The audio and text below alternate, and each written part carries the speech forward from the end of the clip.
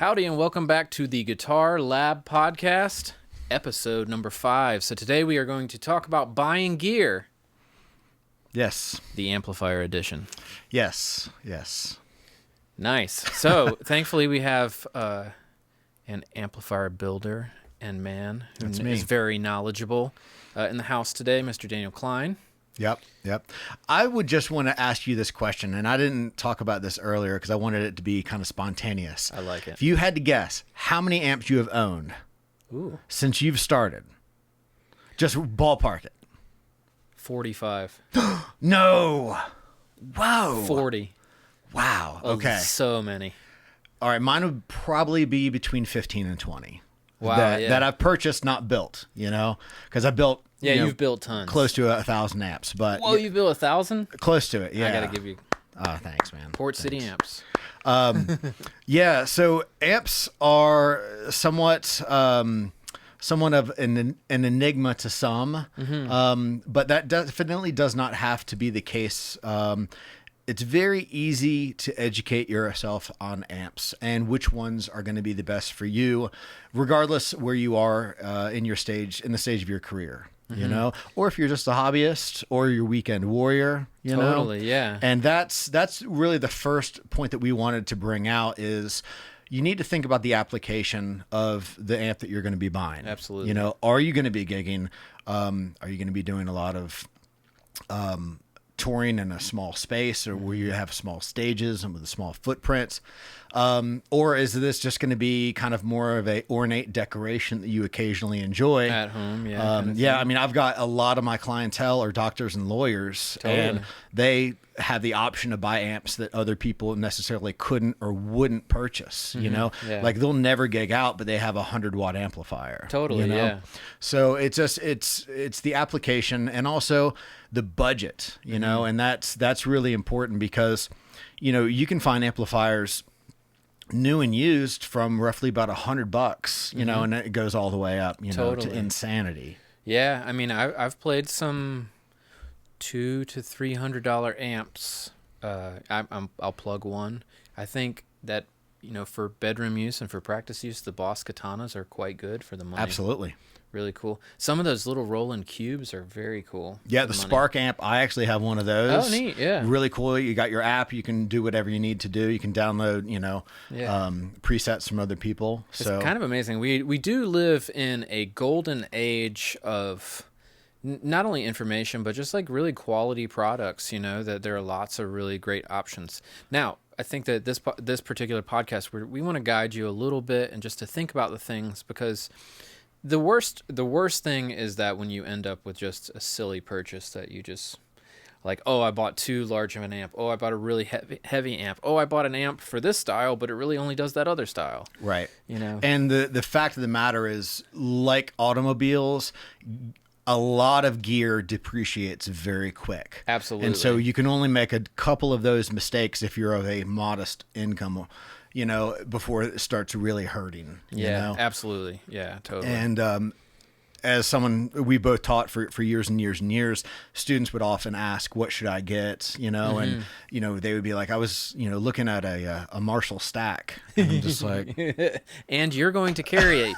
Dude, you're 5'3". How are you going to carry that around? Right. And you're 12, so just, you're not Ingve yet. Okay. You could be. You very well could be. Please go there. But man, just let's pump our brakes a little bit. I remember I had one student who had no interest in playing out. He just loved rock and roll. He was just rock and roll. And he had parents of very, very, very well off. Uh-huh. And he was like, I'm buying a 412. And I tried to talk him out of it. And he was like, no, I'm buying a 412. And man, he left. Had my next student. When I came out 30 minutes later, he was putting that 412 into the back of his Range Rover, And I was like, all right, cool. That's awesome. So starting with budget, huh? Budget is huge because, if you know that you're going to spend between $500 and $800, there's no point in looking at something maybe that's hand wired. Yeah, totally. You can still get a great amp. Now, both Daniel and I are big fans of buying used as long as the gear is in good shape and has been taken care of. Now, you potentially might need to replace some tubes or something like that, but you can get a great amp. I recently bought, for the money, I think a really great amp is the Fender Hot Rod Deluxe. I got one for $450. I was shooting a video and needed something that wasn't like super high end, and I just wanted something that had treble, mids, and bass that I could kind of tweak. And I got it for $450, and it was like on Facebook Marketplace or Craigslist. I can't remember. Yeah, and I will just say, I'm not saying this as a definitive statement. I'm just saying, or relaying my personal experience, is that the newer amps that I've seen below $500, I would rather put that money into a older amp, maybe from the 90s. Slightly used or even used? Very used, and as long as, you can even take it to a tech and have them look through it. But totally. I mean, for $350, you can buy a PV Classic 50. So those are $350. I've seen them to go as low as $350. That's pretty killer. Those are great amps, I got to say. They're very much in that Hot Rod Deluxe kind of range. Right. Well, I will say the early 90s Classic 50s I have more experience with because I've had students with them. I can't speak to their build quality probably after like 97. So are they discontinued now, or are they still around? I really don't know, but yeah, I'm not sure what the current PV situation is. I know they've had some big, financial issues, but at least back in the early 90s when I was familiar with them, and now that I've seen, people pick, I had a friend pick up a 1994, I believe, Classic 50 for $350. Wow, that's killer. And it sounded great. It needed some new power tubes, but other than that, man, it sounded great. Yeah, and a lot of those amps you might look into investing in a speaker down the road or whatever. You can improve the sound with better tubes and a better speaker, and then even before you upgrade it to something that's like pushing that price point way beyond. For sure, yeah. And for the most part, the used gear that you're going to buy, it will for the most part maintain its value. That is great for that. I could maybe even go make $100 on this particular Hot Rod Deluxe because it's in mint condition. It still has a plastic on the faceplate. Right. Yeah. But I mean, also there are some horror stories out there, so we don't want to paint, a picture that everything's going to work out. Gotta be smart. Absolutely. I have, let's see, I'm thinking I got an email this morning. I average about 5 a week of people who bought something used from my company, Port City Amps. And, hey, I bought this and I thought it was going to be this, but it's this. And I get them to troubleshoot it, and then it's usually a bad power tube or a bad preamp tube or something's microphonic. And those are just little anomalies that just happen. I don't think the seller is out to screw anyone over, you know? And sometimes people don't even realize that an amp is acting up, that it shouldn't sound like that. Or it could happen in transit. Absolutely, yeah. So I always tell people, don't go nuclear on the seller. Don't flame them, and just try to, let's work on this together.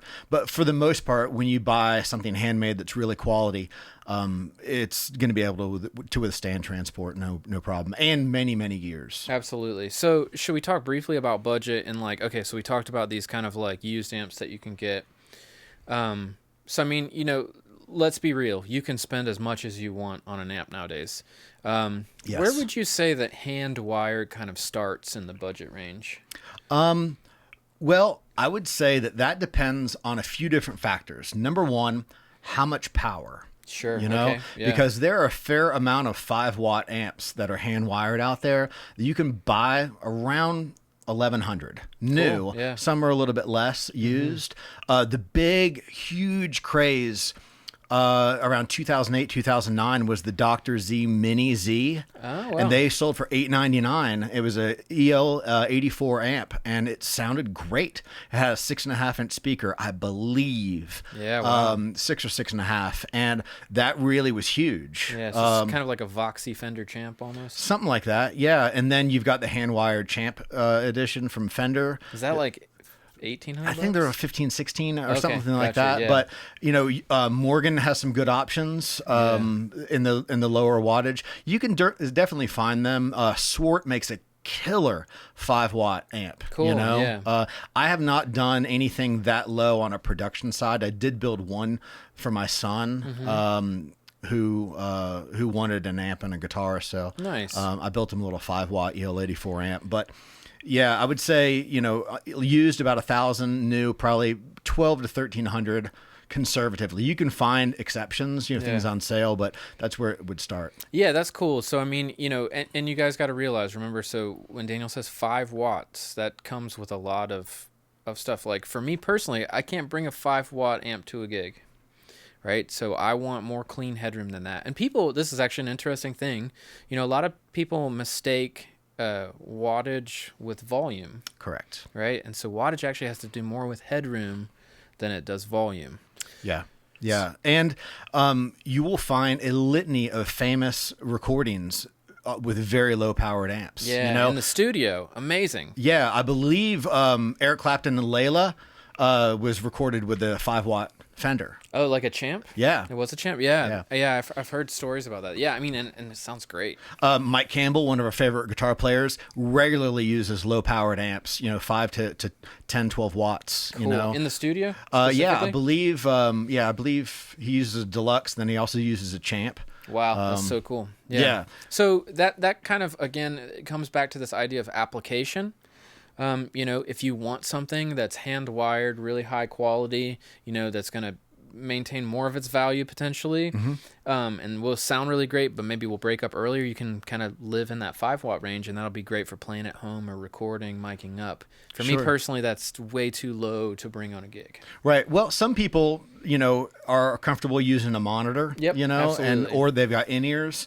A lot of churches, they'll have smaller amps and they'll just have them under the stage. Totally. Yeah, and if you're experienced for that and you like that sound and that feels good, I think that's totally cool. Yeah, some people like a really pushed amp, and that's great. I prefer the exact opposite. I'm more of a pedal platform guy. Same. So I like between 20 and 50 watts, depending on the application, where, the tubes have plenty of room to breathe and it's not, overly compressed, and relatively clean, simple utilitarian setup. Interestingly enough, quick side note, I remember in 2015 we went to NAMM together. We did. There was this cool Hughes and Kettner model where we were talking about kind of the differences between 50 and 100 watts. Yeah. And there was this foot switch, I believe, where they could step on it and it would go from 50 to 100 watts. And it was amazing how when it went to 100, just like the bass and the fullness just bloomed. Yeah. It was just like, woof. And I was like, wow, that's incredible. And that was kind of my first experience really hearing it.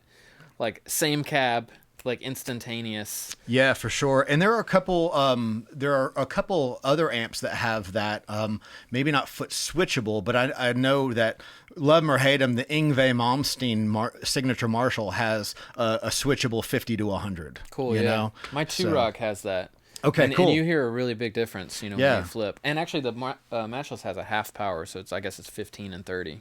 Yeah, and a lot of amps will have a pentode and a triode switch. That'll bring it down. Nice. But there are also other ways to tame an amplifier. But maybe that we can set that up for another podcast, or we can talk about tubes and bias and other things. That'd be really fun, yeah. So let's continue on kind of with what our application is and kind of what you're going for, and we can talk about a few other characteristics of these amps.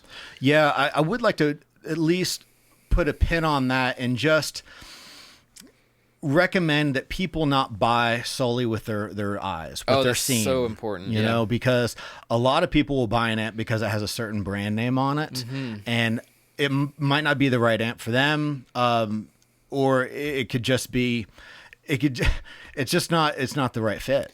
I love a particular guitar company, and they also make amps, and I really enjoy their guitars. I wouldn't touch their amps with a 10-foot pole. Right. So, and they're reputable, and they're amazing, and they're a great company. So, I think a big aspect is developing your taste and understanding, what you like. I think an important thing that I would like to mention, and as a demo person, a person who does a lot of demos for different companies, and Midwood Guitar Studio, great store. I get to play a lot of pedals, and I basically do not ever judge what a pedal sounds like. Like, I'll say, oh, cool, that's in the kind of characteristic that I like. Same with amps, like I say, oh, that sounds kind of like a sound that I want to go after. But I really don't say like, ooh, that's it, until I get my hands on it. For sure. And I get to experience the amp or the pedal or whatever piece of gear myself and my playing, because my hands sound different than yours. Absolutely. And the way that I touch the strings and the pick that I choose and the way that I pick the strings. So like, besides like buying with your eyes, I think that YouTube is an amazing resource. Mm-hmm. But make sure you like don't just like fully go in and put down the $6,000 deposit because you think that that's the amp and like you can't possibly get a return on it, you know? Right, right. And I think that's a really great concept of just being able to evaluate gear. And while this program is not sponsored by Port City, I will at least share my experience with clients who maybe are not sure whether one of my amps is the best option for them. Mm-hmm. So as someone who owns an amplifier company, I'd like to share my experience with people who call or are interested in a particular amp that I make, but are just not sure about it. You know, if we talk on the phone for a little bit and I can really gauge someone's interest and sincerity, and knowing that they're not going to take advantage of it, I'll offer to let them keep the amp for 7 days. You know? So you'll ship it to them? Absolutely. I mean, they're going to pay for the amp, you know, they're going to pay for shipping. But at the end of 7 days, you know, I really encourage them, you know, take it to your friend's house, take it to your other house, take it to an open mic, but please be careful with it, you know, Right. Put it through as many applications as you can. And that way you'll know, because personally, I would never want someone to own a piece of gear that I built that they're not totally in love with. Totally. You know, Yeah. and I'm also willing to stake my reputation on my product. And my products aren't for everyone, and that's fine. Yeah. You know, but you know, I'm comfortable enough most of the time to give those people, you know, the opportunity to let the gear prove itself and see if it's the right fit. That's awesome. Yeah. And I mean, you know, so nowadays you're pretty much direct to consumer, right? Absolutely. Yeah. And so that would be like a comparison to like a massive store like Sweetwater that might ship out a Tone King and somebody doesn't like it and return it. Yep. You know? And so like, I mean, that's an amazing way you can do that as a small business and not lose your butt on it, but also like allow somebody to really experience the amp. Yeah. Especially if they don't live near a place that like has them, nobody around them. For has sure. them. Yeah. And I really feel that even if you've got a music store nearby, you can bring your guitar or in your pedal board, but you're still competing with other things. You're in either a really small room or a really large room competing with, you know, Stairway or Smells Like Teen Spirit, you know, Smoke on the Water. And so having an isolated environment in which your ears are acclimated to, I think is really, really cool. Totally. So, you know, if you can try to negotiate from whatever person or company that you're buying from, that you get that trial period. Awesome. I mean, that's cool. And I will say this, that, you know, I've had some people be really aggressive about it and I kind of back off, but the people who are like, hey man, I live in a smoke-free house, you know, my dogs or cats aren't around it, you know, I'm going to really make sure it's taken care of. And, you know, not that they're betting on sending it back, but they're just kind of placing my mind at ease. Yeah, that goes a long way, I think. All right, so our podcast is meant to be very straight and to the point, and we have a bunch of points that we have to hit. So we're going to knock these bad boys out. Yeah, so head and combo, or head and cabinet versus combo. Yeah, so for the most part, I am head and cab all the time. Okay. And one of the biggest reasons is I like being able to have the head like on my desk and have the cab elsewhere. I also have an ISO room that has a cab mic'd up all the time. That's a little bit different for me than a lot of people. I also, funny enough, depending upon the amplifier, find that head and cab are actually lighter than a combo. Like a combo is one very heavy piece, right? It can be. It doesn't have to be. But a head and cab can be like half of the weight in one, half in the other, and it might add up to be a little bit more than a combo, but at least it's like in one hand it balances me out. For sure. That being said, I just got a Port City Merino that's really cool. It's like around 30 pounds, so that's great. I played it on like a house concert the other night. That's great for me because it's like 20 watts. I can still get it kind of sounding really good without being too loud, and it's not having to bring a bunch of stuff into somebody's living room where it's like for sure too much. For sure. Yeah, head and combos, head and cab versus combo is kind of like it's just been a debate forever, you know, which one is best. And I say there isn't a best. Agreed. There are some benefits and negatives to both. And personally, I prefer heads as well. I believe that the tubes are a little bit more isolated in a separate enclosure because you don't have the vibration Totally. of the speaker. I notice with combos in general, I find that I get more vibrating tubes, like tube rattle. Absolutely, and tubes go microphonic a little bit quicker at Oh, times interesting. too. Yeah. So Yeah, well, they that makes can. sense. It's not a rule, but sometimes it can. Yeah. Yeah. So head and combo also. A big consideration is power. We talked about it earlier. 5 watts is definitely low, but you can get a lot done with it. There are very few people who need more than 20 watts. Yeah, you know, definitely. from most venues. Yeah, and you even think that, like before breakup, that kind of depends on the amp and the style I guess so. of circuit, right? I was thinking more of myself, but I shouldn't be doing that. But I would say that a 20 watt amp is oftentimes enough to play with a soft drummer, you know. The 30 to 50 watt will cover mostly any drummer, Yeah. you know. 30 to 50 is great. A lot of the churches also do a lot of 30 to 50 watts, you know. But, you know, the higher wattage, like hundreds, I just don't know of anyone who needs 100 watts. Yeah, I agree. I do have a fun little quick side story. So I saw a friend was asking about, you know, the perfect amp for her as a jazz guitar player on Facebook. And I saw like 10 people recommend a Fender Princeton. I was just like, you don't, like, do you think that people play jazz whisper quiet? Yeah. So the trick about jazz, and I just want to mention this, is that it's got to be clean. Jazz guitar is always clean, right? So a 12 watt amp, we were talking about it earlier, it's going to break up way earlier. The Fender Princeton is an amazing amplifier, right? So Absolutely. many amps have been built off of it, but it's just not enough headroom for a jazz gig unless you're playing maybe with an upright bass in the corner of a restaurant very quietly. Right. Jazz drummers play hard. I've played Right. with a lot of them. Listen to Jeff Tain Watts. He sounds like freaking John Bonham. He does. And he's amazing, and it's incredible. But that's just a little aside I wanted to make, is it's like that headroom thing stylistically can be a massive... For sure. ingredient. And then another consideration, especially if you're having a combo amp, is what speaker are you going to put in it as far as size? You know, Totally. there's 6, 8, 10, 12, and 15s, and all of them obviously sound different. So I would encourage anyone, you know, who's interested in learning the differences of different speaker sizes, try to play as many amps as possible. Totally. And just kind of like, okay, let's see, you know, how does that feel under my fingers? You know, how does it work with my pedal board?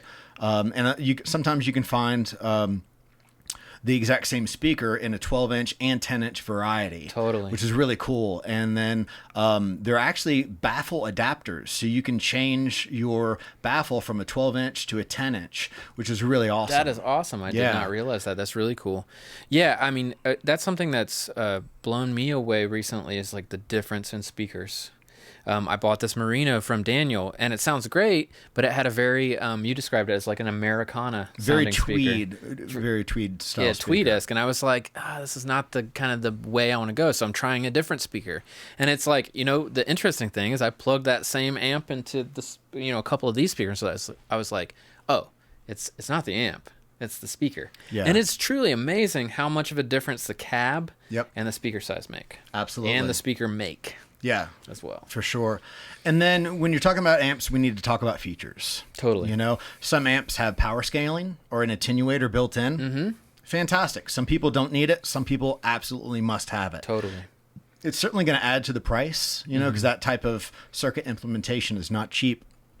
And then you've also got things like an effects loop, which is if you're just a clean player, you're really not going to need a problem it. if you you're know? using that pedal platform kind of approach. Exactly. Right? But if you got a Marshall JCM 800 style sound, you know, you're definitely going to need a loop, you know. If your reverb is like, you know, hitting that crunchy overdrive. I mean, actually, some people like that sound. To me, Right. It sounds a little chaotic. Right. Yeah. And then if you need a multi-channel amp, you know, that's another consideration altogether. Totally. There's not a whole lot of hand-wired multi-channel amps out there. There are a few. Interesting. But a lot of them are PCB, and that's a whole nother subject that I think we should avoid with a 10-foot pole, because the argumentation between hand-wired and PCB are it's really contentious. Yeah, it causes a lot of issues, and that's not really what we're going for here. Yeah, absolutely. And then also do your research on the styles and the influences that you have. You know, a lot of people, you know, will say, hey, I'm going for that John Mayer tone, or I love Mark Knopfler, you know, or Mike Campbell, or Joe Bonamassa, Keith Richards. You know, there's so many players out there that just are immediately identifiable: Carlos Santana, Andy Van Halen, Warren Haynes, Eric Clapton, and find out what gear they were using. Totally. And now, obviously, if you're listening to the mid-career Eric Clapton, he was using a Soldano SLO, and that's a great amp, but most people can't afford it and could never use that amp. Totally. So Yeah. you need to kind of find something that could possibly emulate that, maybe a clean pedal platform with the right pedal based on SLO. I know Brian Wampler has some, and a couple other companies do as well. Yeah, again, we're in the golden age, so like a lot of this stuff you say, I think, you reverse engineer, you say, what is my ultimate goal here? Yep. Who do I want to sound like, and realize that, again, it's your hands, you're playing. You're not going to sound exactly like them. Right. But reverse engineer, say, oh, what did they play? Let me check that out. Is that in my budget? Let me check that out. Is that in my budget? And go find it and try it and see if you can get it somewhere, see if you can get your hands on it, play a little bit through it with your rig and see if that's the move. Right. And then again, you've just got to also keep in mind always, what is your budget? Yeah. Because sometimes people can do more with a Blues Junior and 4 pedals than they could do with a 2-channel or 3-channel amp. Absolutely. And we're not endorsing any particular avenue. We're just, everything's valid and is on the table, and just really explore everything. And again, try to play as many pedals as possible. See what works with you, your particular application, your needs, your transportation, your budget, the whole 9 yards. And then just keep an open mind. Yeah, I know what I like, and it's taken a lot of experimentation. And you know what? Many times I'm still surprised that I like something that I would have never expected. Yeah, and I will also point out one thing that hopefully doesn't get us too flamed, but there are a lot of online forums with some very biased individuals. Absolutely. And those can be more toxic than helpful. Mm-hmm. I've found people call and say, well, I really think I should do X, Y, and Z. And I'll be like, well, may I ask why that, well, someone said this and this and this. So that might be their experience. That's totally valid, but you also might want to consider, A, B, and C versus D, E, and F. Absolutely. If it were me right now, today, and I was like on the search for, the amp that kind of gets me in the ballpark of a particular artist that I love, I would literally go to Google and I would type in artist name, amp choice. And then probably they changed amps over the years because most of them did. And I would figure out, okay, these are the different amps. And then I would probably go over to YouTube and I would say, all right, let me at least hear what these things sound like. Right. And type in literally artist and amp. Yep. And there's probably somebody who has taken the time to say, oh, get this tone, this artist tone with this amp, and you can check it out. And then that leads you to a place where you can say, all right, I'm going to go and I'm going to try this amp. Yeah, and then also call any store within an hour of you and see if they have anything close to that, and go take a drive and play it. Totally. See if there's any kind of Facebook community, of players. I know we live in Asheville, North Carolina, and there's a Asheville Musicians Network with guitars. And I mean, you can find, someone posted, does anyone have a matchless? Mm-hmm. There you go. And I'm sure if someone reached out to you and said, hey man, I'm interested in checking out a Chieftain or something, Totally. come on over. Yeah, absolutely. I've owned not as many as you, but I've owned Marshall, Fender, Soldano. I've tons of stuff, and all the time people would be like, "Hey, man, can I play your rig?" Totally, yeah, of course. Absolutely. So network and just get your hands on it. Form your own opinions. Always, ask for input, but you just got to make sure it's your decision and you're not being unduly influenced. Absolutely. All right.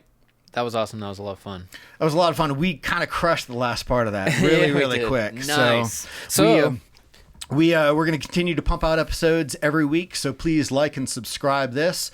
And until next time, I'm Daniel Klein. I'm Daniel Seriff. Have a great one. Take care.